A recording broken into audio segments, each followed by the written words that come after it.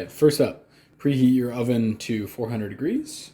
Add to a bowl 1 tablespoon of olive oil. Harissa paste. You can find this at really any supermarket. If you can't find harissa or you don't like the flavor of it, you could probably use sriracha, but this has a unique and delicious flavor and fragrance. Okay, salt. Be very generous with the salt here. We have a lot of vegetables.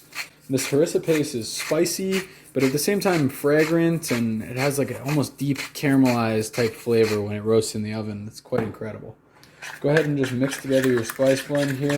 So I used half of a large cauliflower here, and I have also half a buttercup squash here, or kabocha squash.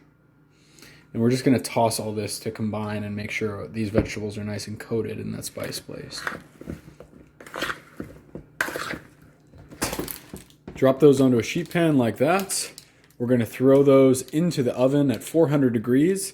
Set a timer for 40 minutes. Give your bowl a quick rinse, and we're going to get started with the meatballs while these are baking. Okay, my veggies are in the oven. It's time to get started on my meatballs. 1.5 pounds lean ground beef.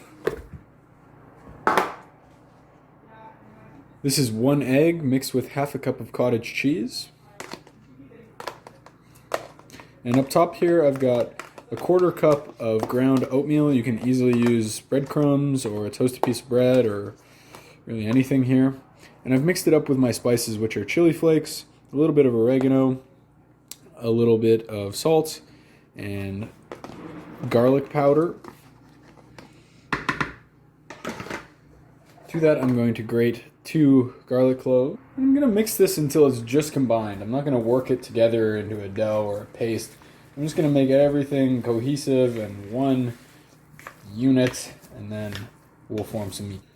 Cool. I'm going to form my meatballs so they're all about 2 tablespoons worth of beef, just like that. And I'm going to throw them onto a parchment-lined sheet pan. And once the timer on the oven says 30 minutes, I'll throw them in, and then everything will be done at the same time. It's been 15 minutes, so my meatballs are halfway done.